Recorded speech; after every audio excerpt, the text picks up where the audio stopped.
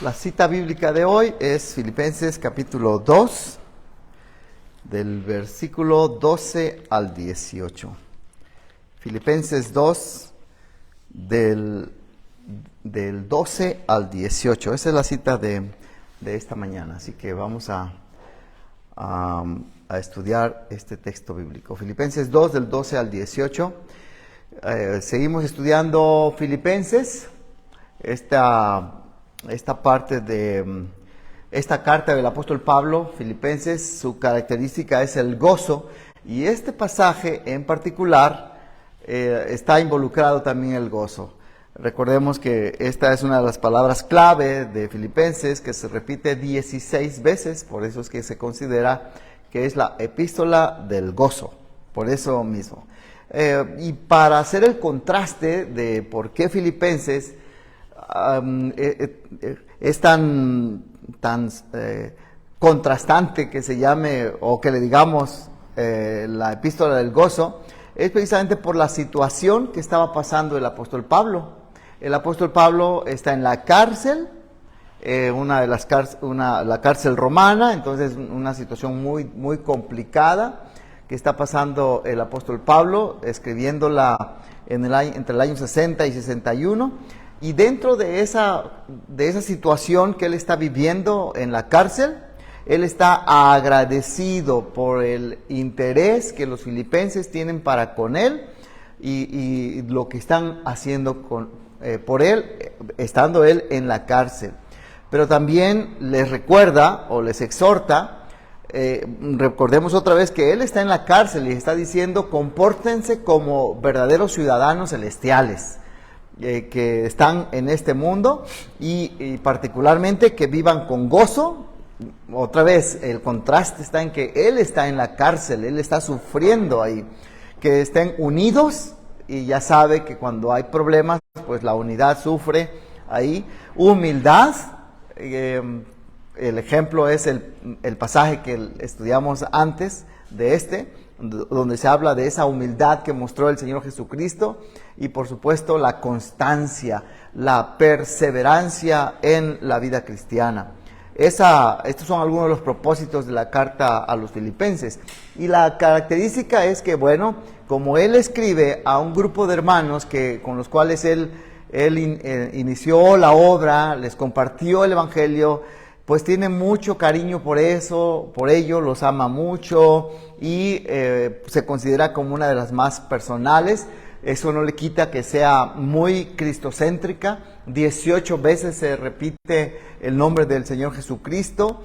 Es muy parecida a la carta a los romanos. Es muy optimista, aunque también muestra que está sufriendo, pero él sabe que va a salir adelante de este problema que está viviendo. Está encarcelado. Y también hace un especial reconocimiento a las mujeres en su saludo final. Hay cierto aprecio por las enseñanzas estoicas, es decir, el estoicismo tiene que ver con el autocontrol de las pasiones, y hay cierta característica que le gusta al apóstol Pablo. Y por supuesto, la palabra regocijarse o gozo se repite 16 veces. Esta es la epístola entonces del apóstol Pablo a los filipenses, la epístola del gozo, estando él en Roma, y los filipenses aproximadamente a 1000 kilómetros de allí, les escribe esta carta. Y llegamos a esta sección de Filipenses capítulo 2, del 12 al 18.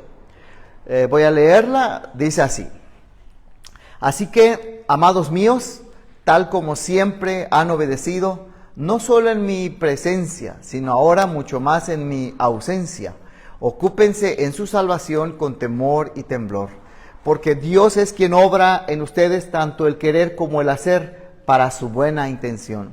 Hagan todas las cosas sin murmuraciones ni discusiones, para que sean irreprensibles y sencillos, hijos de Dios sin tacha en medio de una generación torcida y perversa, en medio de la cual ustedes resplandecen como luminares en el mundo, sosteniendo firmemente la palabra de vida, a fin de que yo tenga motivo para gloriarme en el día de Cristo, ya que no habré corrido en vano, ni habré trabajado en vano. Pero aunque yo sea derramado como libación sobre el sacrificio y servicio de su fe, me regocijo y comparto mi gozo con todos ustedes. Y también ustedes, les ruego, regocíjense de la misma manera y compartan su gozo conmigo. El apóstol Pablo fundamentalmente les está diciendo que obedezcan la Biblia como hijos de Dios que disfrutan la vida cristiana. Y esta exhortación es para todos nosotros, que obedezcamos la Biblia como hijos de Dios que disfrutan la vida cristiana. ¿Por qué obedecer? La clave en la vida cristiana va a ser principalmente la obediencia y obviamente a la palabra de Dios, que es la Biblia. Y él lo va a decir en este pasaje acerca de que dice que sostengamos firmemente la palabra de Dios. Entonces, y esto nos lleva a mostrar que somos hijos de Dios. Pero el hijo de Dios es un hijo de Dios que disfruta la vida cristiana. ¿Cómo es que yo puedo unir todas estas cosas? Por medio de la enseñanza bíblica. Lo que la Biblia, lo que la palabra del Señor nos enseña acerca de cómo comportarnos y cómo vivir la vida cristiana como hijos de Dios en este mundo. Se da cuando obedecemos la palabra de nuestro Dios. ¿Cuáles son algunos aspectos que nos distinguen? Y cuando digo nos distinguen, no me refiero a la creencia solamente o a que somos cristianos, sino en general. ¿Cómo es que yo sé que soy diferente a los demás? ¿Cuáles serían algunos aspectos que nos distinguen personalmente? Porque ya sabemos que biológicamente todos somos diferentes. Las huellas dactilares no hay una igualita. Diríamos, bueno, las huellas dactilares me dicen que soy diferente. Sí, ¿qué otra cosa sería? Que me hacen diferente a cualquier otro. El nombre no es, porque ya saben, yo me llamo Carlos y se dice que Carlos es el nombre, el rey de los nombres, porque a todo mundo, donde sea, casi en cada familia, ¿verdad?, hay un Carlos, pero bueno, no tanto, pero es muy común. Entonces, el nombre no me distingue. Pues la veracidad, o sea, por ejemplo, me pasó en la semana que milagrosamente conseguí una cita, esa cita la que están vendiendo en 2.500 pesos en el SAT, y milagrosamente lo digo porque de verdad ya lo había visto y no había citas hasta diciembre, de un familiar que vino de Estados Unidos y la tiene mañana, ¿no? Entonces, literalmente me dijo que él sabía, o sea, yo ya le había dicho a mi familiar, ¿sabe qué? Solamente, pues sé que hay quienes consiguen, o sea, si usted quiere recurrir a eso, adelante, pero yo no voy a hacer algo incorrecto, pues, ¿no? Y el viernes dije, a ver, Dios, me voy a volver a meter, y, o sea, una cosa que eso nunca pasa, las citas las abren a las 8 de la mañana y eran como a las 3:30 de la tarde, y pues conseguí una cita, y la tiene mañana. Entonces me preguntó que cuánto me iba a dar, pues, ¿no? Y yo le dije que nada, o sea, que absolutamente nada, que esos eran trámites gratuitos y que pues estaba a su servicio, ¿no? Entonces, pues creo que la gente está acostumbrada a, si te preguntan en tránsito, pues es algo muy normal. Yo no lo había percibido así, pero, y es como con favor se paga, también ese es otro lenguaje, como de que sí. por favor, yo te hago este favor, pero todo es de manera, pues sí es corrupción, ¿no? O sea, hacer algo de manera indebida, ¿no? Entonces, creo que ese es un aspecto que nos distingue. La gente sabe, una vez un familiar dijo, no, ellos no se prestan para las tranzas, o sea. Haciendo referencia a esa característica única. Estaba pensando también en que una de las cosas que nos distinguen de los otros es la familia misma. Es decir, tuviste esa comunicación con alguien que es tu familia. Es decir, no es familia de todos, es una distinción tuya, es tu familia la que te distingue, por ejemplo, ¿no? En mi caso sería pues mis hermanos. Nadie tiene otras familias, hermanos como los que yo tengo, y me distingue en ese sentido. Como dije, el nombre no, porque pues muchos se llaman Carlos, pero mi familia me distingue, ¿no? en este caso, digamos, a mi esposa, nadie tiene una esposa como yo, hijos, nadie tiene hijos como yo, me distingue ante los demás, son detallitos que de pronto quizá pasamos por alto, ¿qué me hace diferente? Y empezamos a mencionar cosas o a pensar en cosas que los demás también tienen.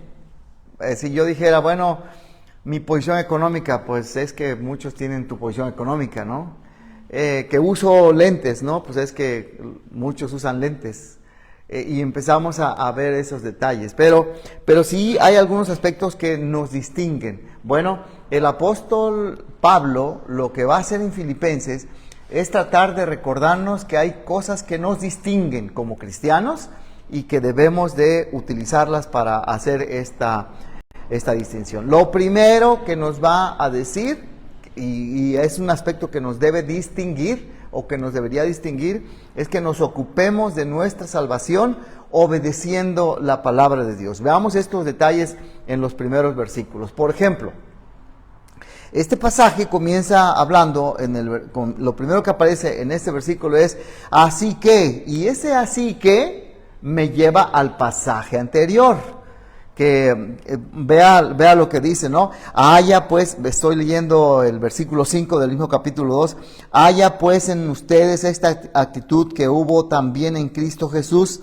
el cual, aunque existía en forma de Dios, no consideró el ser igual a Dios como algo a que aferrarse, sino que se despojó a sí mismo, tomando forma de siervo y haciéndose semejante a los hombres, y hallándose en forma de hombre, se humilló él mismo, haciéndose obediente hasta la muerte y muerte de cruz, por lo cual Dios también lo exaltó hasta lo sumo y le confirió el nombre que es sobre todo nombre, para que al nombre de Jesús se doble toda rodilla de los que están en el cielo y en la tierra y debajo de la tierra, y toda lengua confiese que Jesucristo es Señor, para gloria de Dios Padre. Y nosotros pudiéramos decir ante ese pasaje, decir, qué hermoso, qué maravilloso, qué grandioso. ¿Cómo es posible que el creador del universo, el todopoderoso, el que habitaba en los cielos, en el tercer cielo, de pronto se hace hombre, y quedarnos con esa contemplación de la maravilla de lo que Dios ha hecho en el Señor Jesucristo? Contemplación. Me acordé de Hechos 1:11, me parece.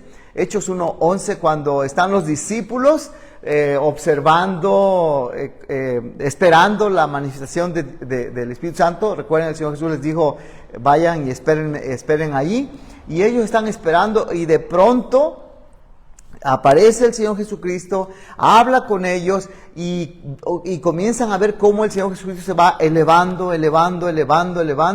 y dice el texto bíblico en el versículo 11, 10 y 11, que se quedaron viendo al cielo, maravillados de la obra de Jesús, de lo que el Señor Jesús estaba diciendo, haciendo. Se quedan maravillados, contemplando el cielo, y de pronto aparecen los ángeles y les dice, a ver ustedes, ¿qué están haciendo mirando al cielo?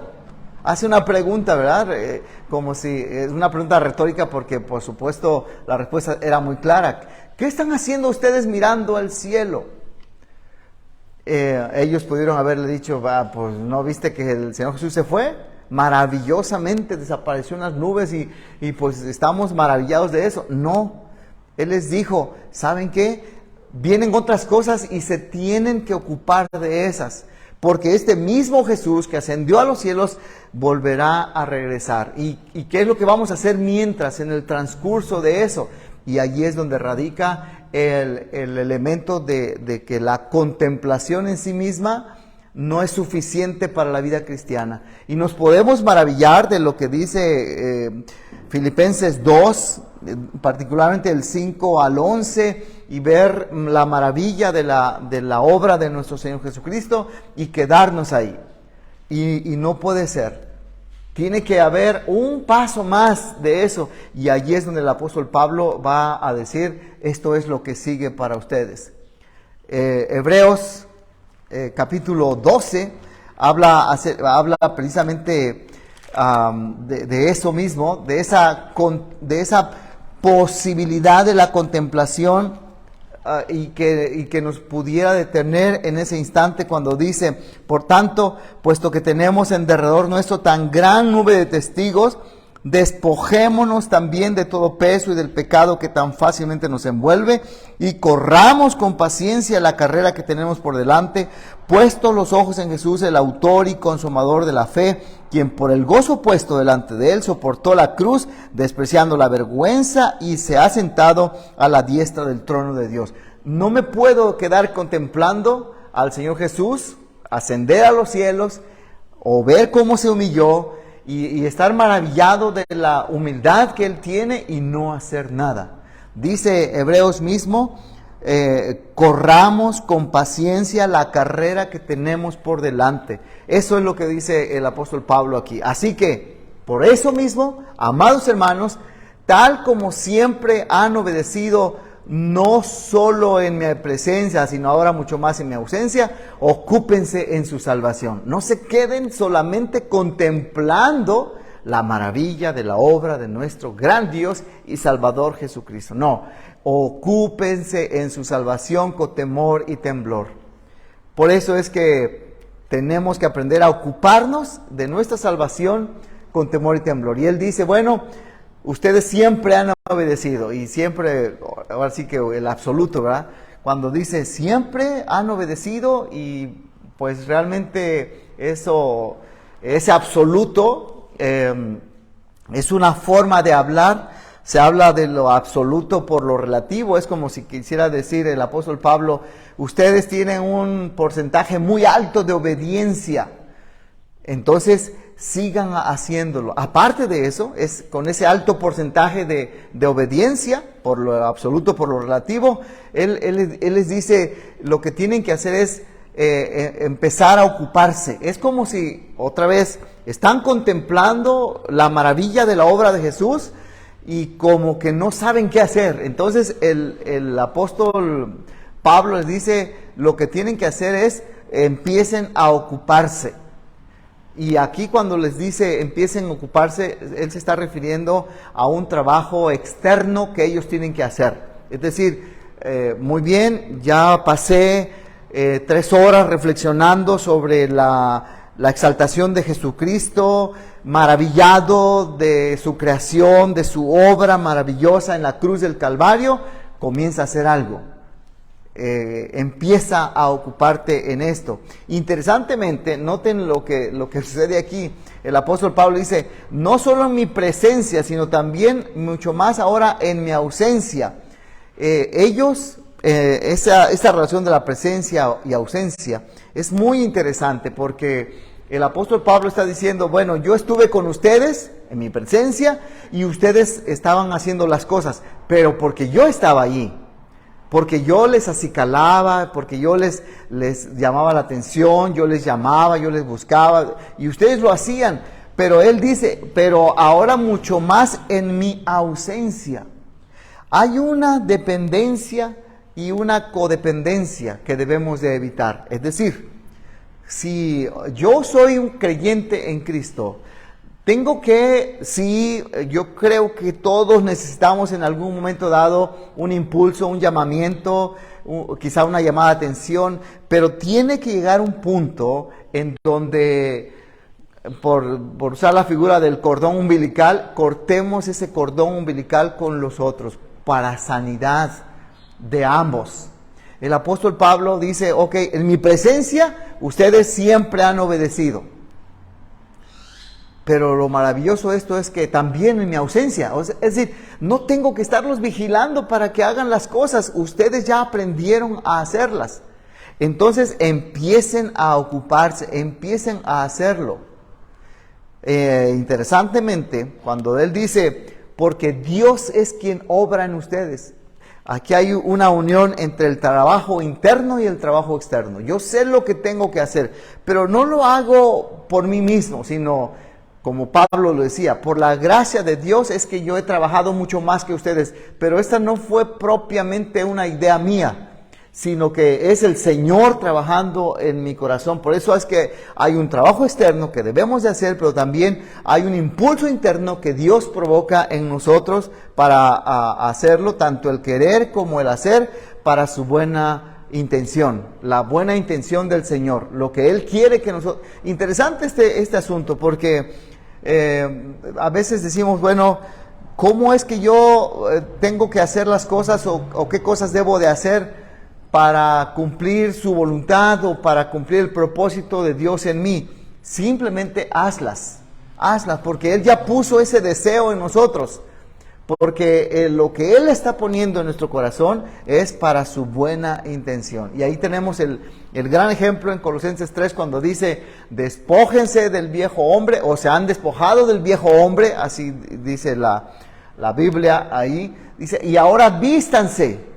Es decir, hay un trabajo externo que nosotros tenemos que hacer, empezar a ocuparnos en lo que debemos de hacer. Y aquí en este último versículo aparece precisamente que se trata de alcanzar el propósito del Señor, su propósito.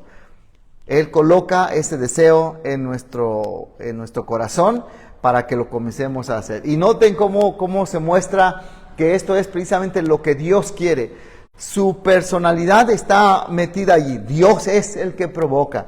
Luego, Él mismo nos da la energía para hacerlo. Él es quien obra en nosotros. El mismo Dios está en nosotros, por medio de Dios, el Espíritu Santo, en nosotros. Y por supuesto, algo bueno, algo ético que Dios quiere, tanto el querer y siendo eficiente como el hacer.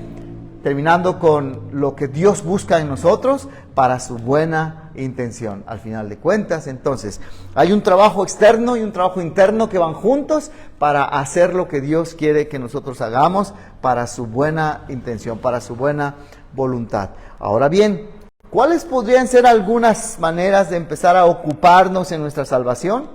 Sin convertirnos en monjes, como ya hemos comentado en otras ocasiones, de que la vida cristiana no es ser un monje, sino al contrario, se manifiesta ante los demás y con los demás. ¿Cuáles podrían ser algunas maneras de empezar a ocuparnos en nuestra salvación? Más o menos.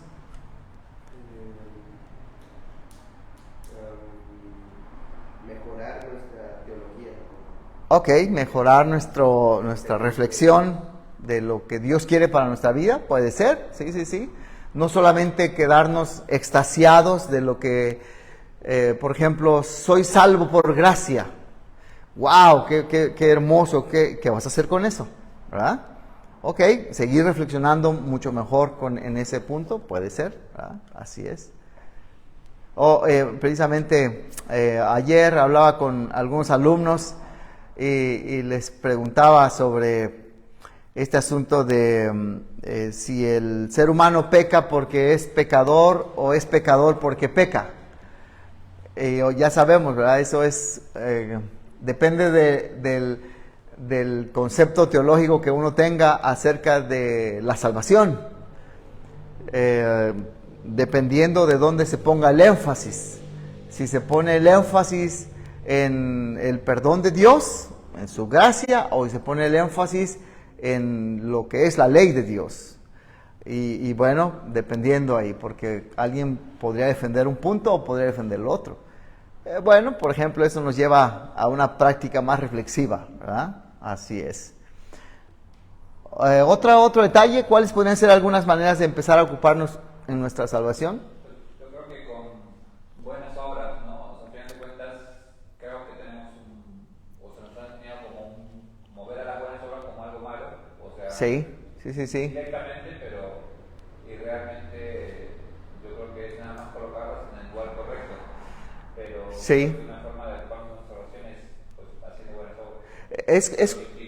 Es como lo que mencionabas la semana pasada. ¿Cómo es que al ver a Jesús, ahora sí que la tremenda y grandiosa humildad que Él mostró, yo como la muestro? Y tiene que ser a través pensando en la humildad misma, ¿verdad? De esta tarea que nos dejaste, de cómo manifestamos humildad ante los demás. Ocuparnos en nuestra salvación es aterrizar eso, no quedarnos solamente en la contemplación de la maravilla de la obra de Jesús, qué gran humildad tenía Él y yo cómo la muestro. Y eso implica esa buena obra de tratar de ahora sí que imitar a Jesús, como dice Pablo, ¿verdad? ¿Cierto? ¿Algo más? ¿Cuáles podrían ser algunas maneras de empezar a ocuparnos en nuestra salvación? Y digo empezar porque eso es lo que les está diciendo el apóstol Pablo, ¿verdad? Bueno, ya les dije cómo es Jesús, empiecen a ocuparse, empiecen a hacer algo, es la idea de esto. Sí.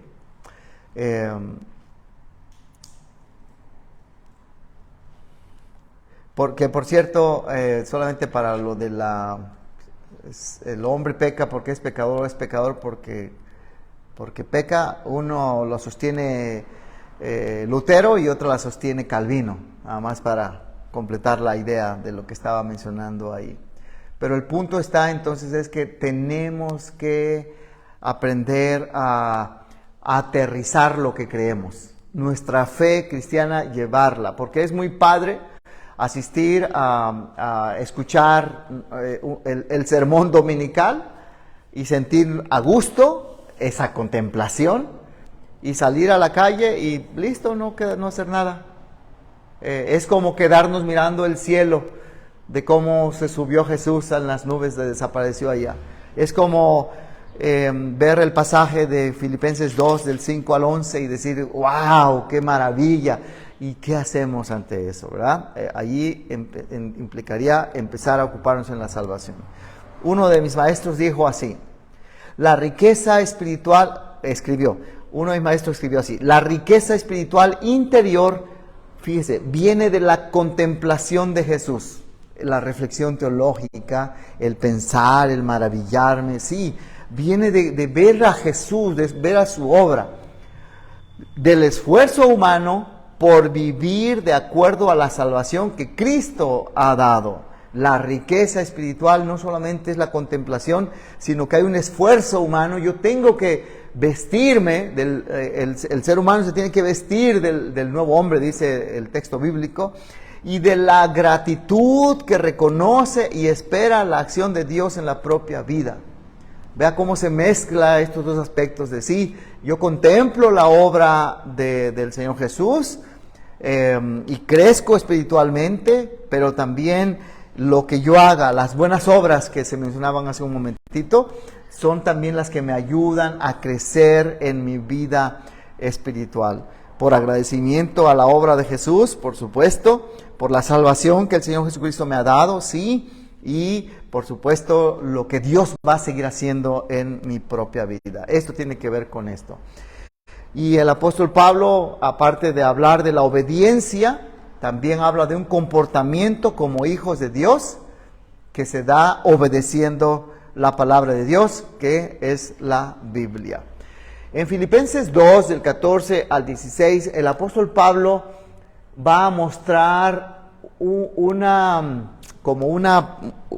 fotografía de la armonía que debemos de tener con la vida misma, de vivir en luz entre la oscuridad.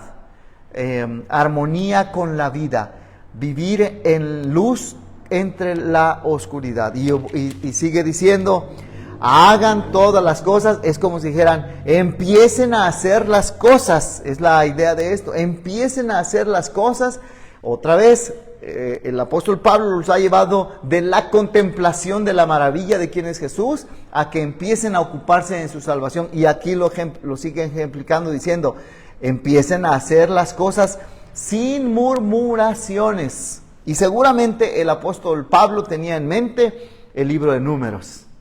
¿Cuántas veces el pueblo de Dios no murmuró, no se quejó en contra de Moisés?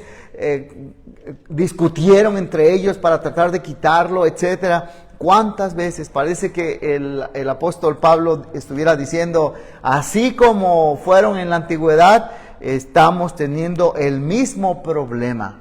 el mismo problema. Obviamente si hay murmuraciones y discusiones, es que hay dos polos opuestos aquí, en donde uno cree que tiene la razón y el otro cree que no tiene la razón, y puede caer en murmuraciones y discusiones como fueron en Números. Pero esa misma problemática de no tener la misma... el mismo punto de vista, nos recuerda Deuteronomio 8, cuando respondiendo a la pregunta de por qué nos haces pasar por este desierto, les hice pasar hambre y que pasaran este desierto y tener sed para saber lo que había en su corazón. Otra vez el punto está allí, en el aspecto de la humildad. ¿Cómo respondemos delante de Dios cuando estamos en problemas? Lo empecemos a corregir porque le decimos, Señor, ¿por qué me permitiste o permites que pase esto? ¿Qué no sabes que no podrías hacer? Lo empezamos a corregir a Dios. Y eso es precisamente lo que hay en nuestro corazón. Y Él en Deuteronomio 8 dice, te hice pasar por el desierto para que tú pudieras observar con plena claridad lo que hay en tu corazón. Y que entonces podamos llevar una armonía con la vida, que a veces no es fácil, y así vivir en luz entre la oscuridad. Porque les dice, para que sean irreprensibles y sencillos, es decir, hijos de Dios sin tacha en medio de una generación torcida y perversa, en medio de la cual ustedes resplandecen como luminares. Y aquí, bueno, recuerda por un lado el Génesis, porque es la misma palabra que se utiliza en Génesis 1 cuando el Señor crea las luminares, los luminares ahí, las estrellas, el sol, la luna, los puso como luminares ahí. La idea es, ¿por qué lo hizo? Simplemente para que fueran luminares, para que iluminaran, para que llamaran la atención, que es algo similar a lo que el Señor Jesucristo dijo, ustedes son la luz del mundo.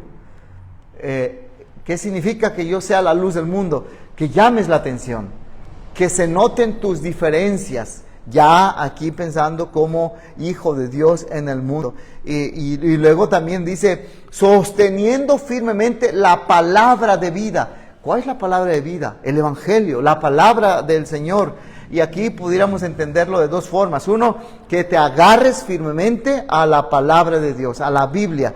Sosténla, agárrala, créela, sé fiel a la palabra del Señor. Pero también se puede entender como ponla en alto. Noten, va unido a luminares.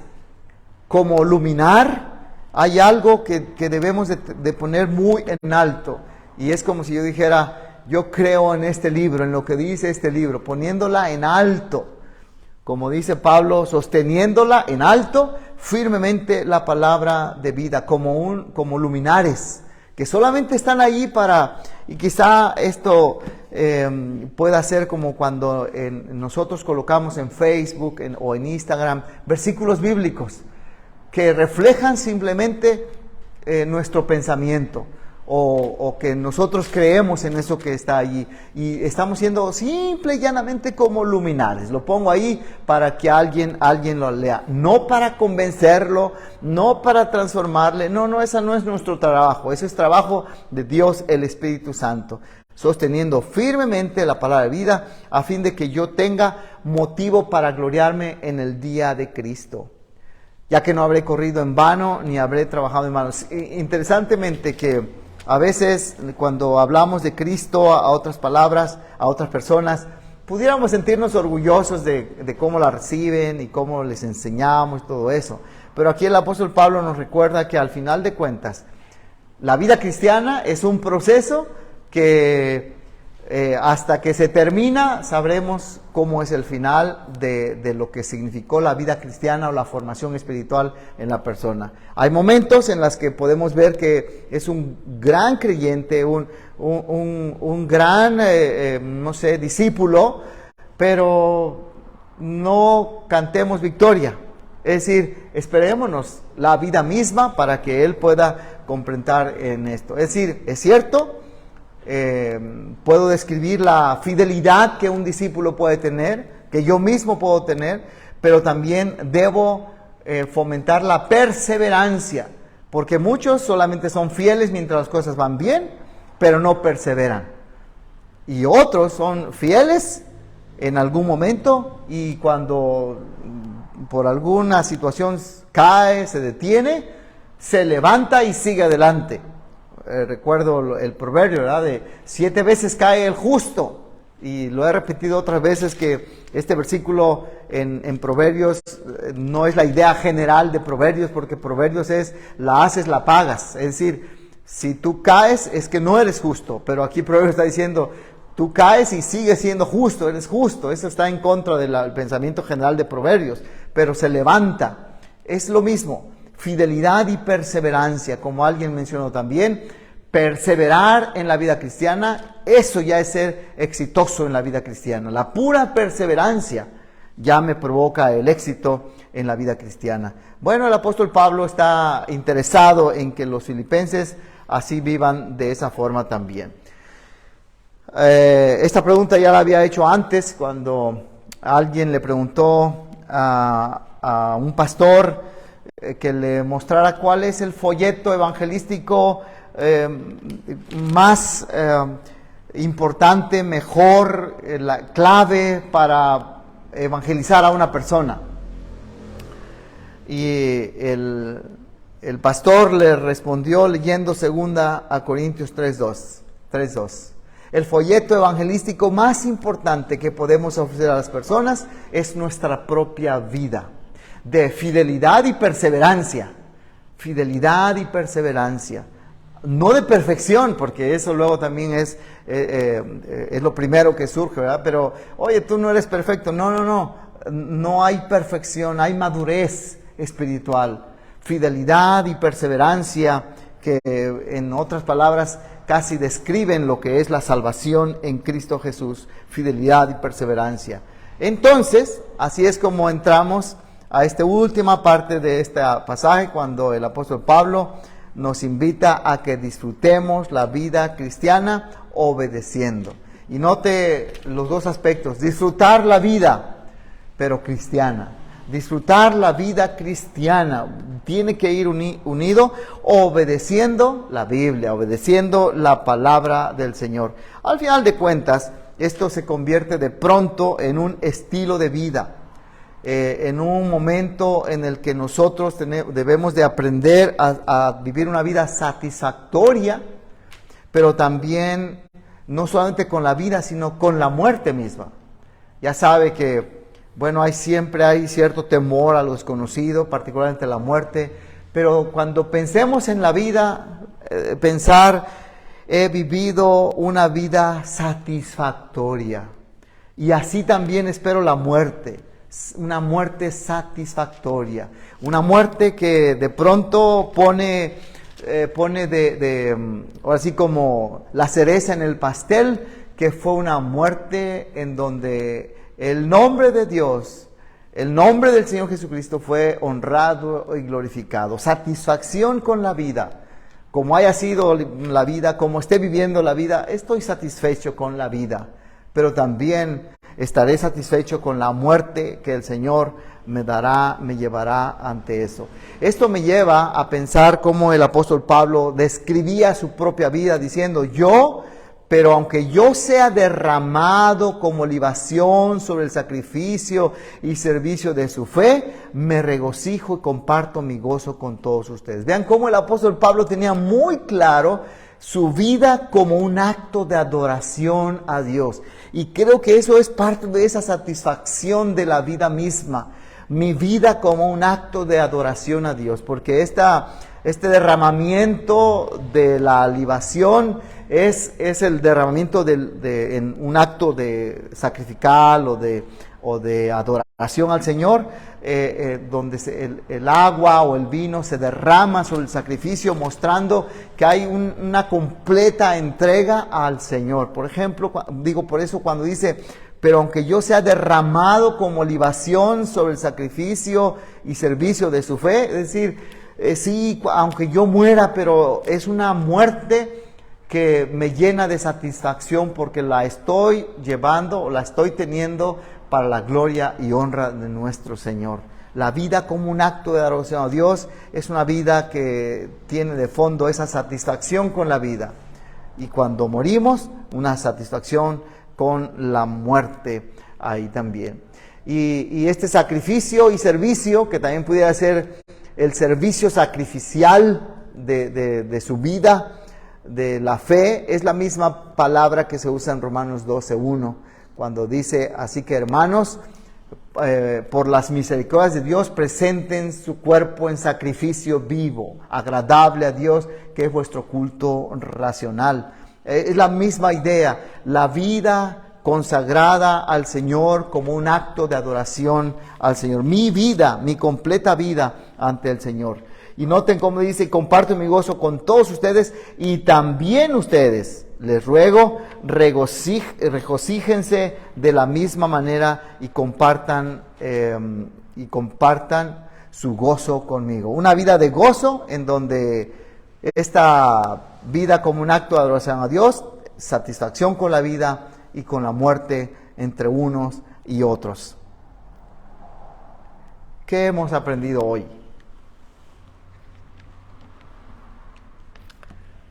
¿Qué hemos aprendido hoy?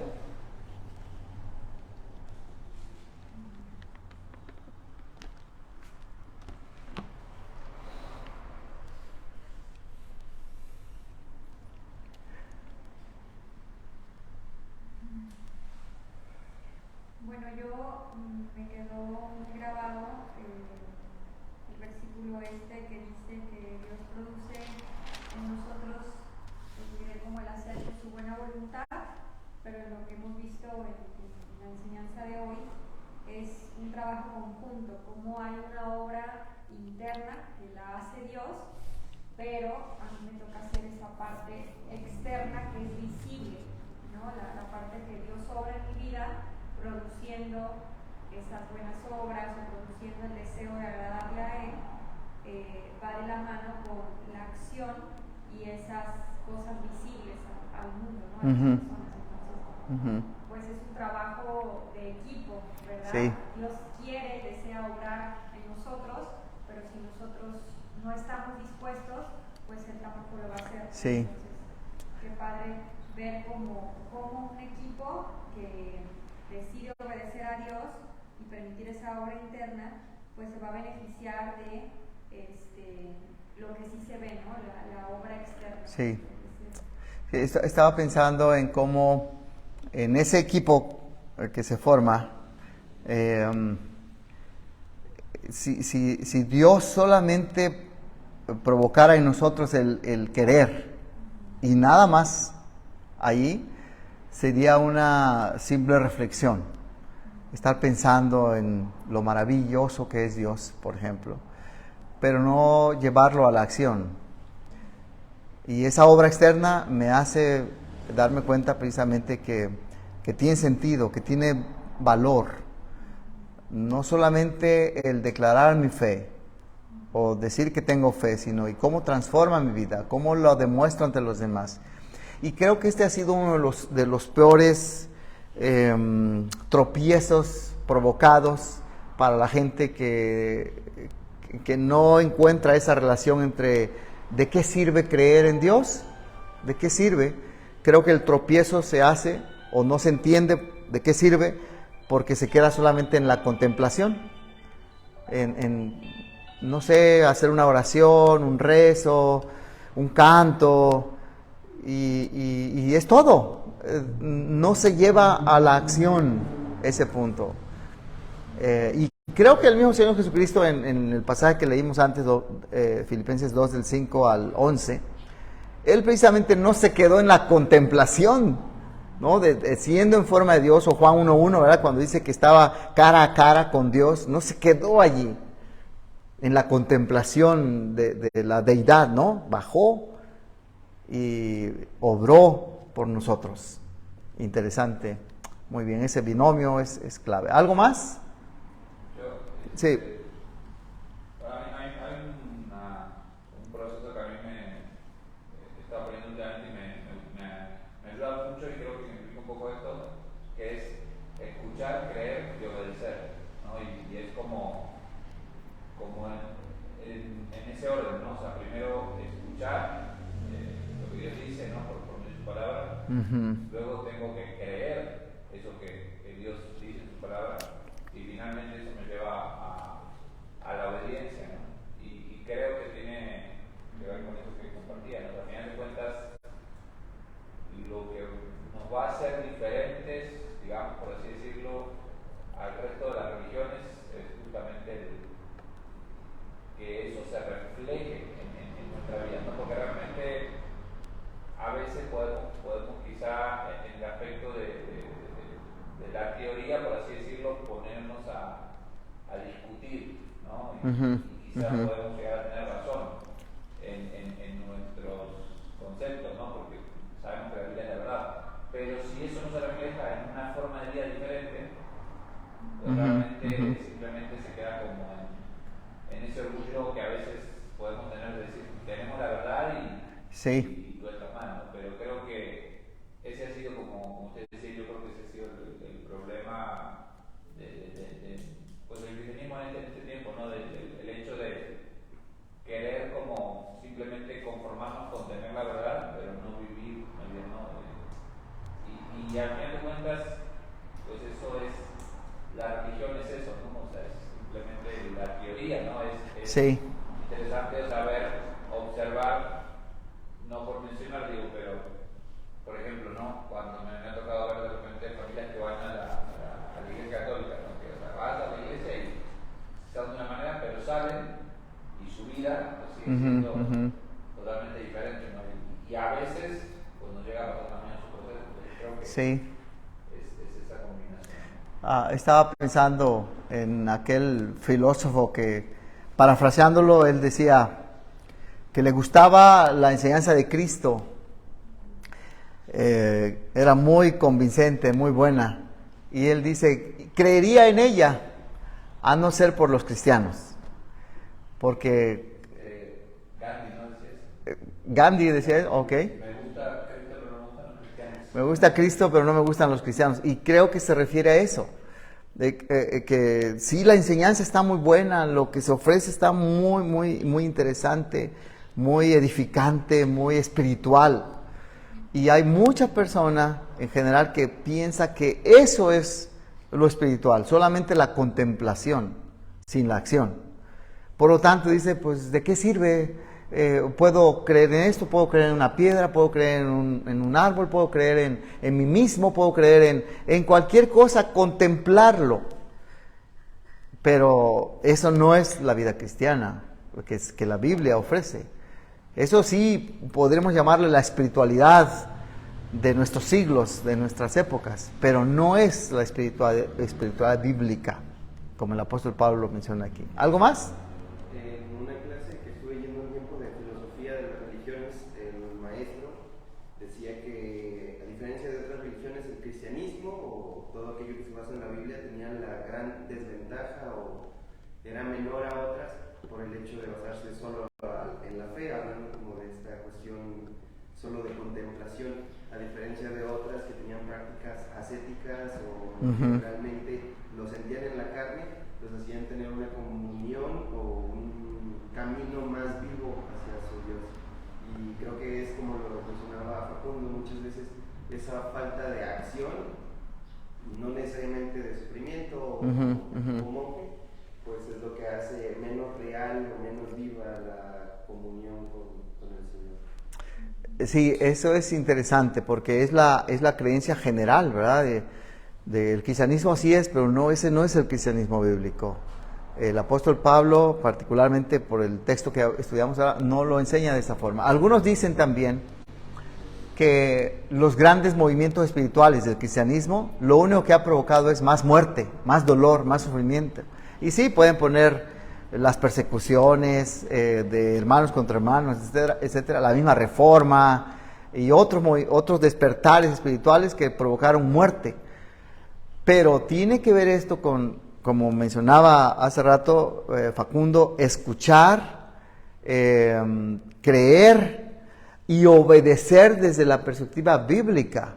Porque es cierto que pudieron haber persecuciones y muertes provocados por el despertar espiritual, pero eso no es el cristianismo bíblico. Eso lo hace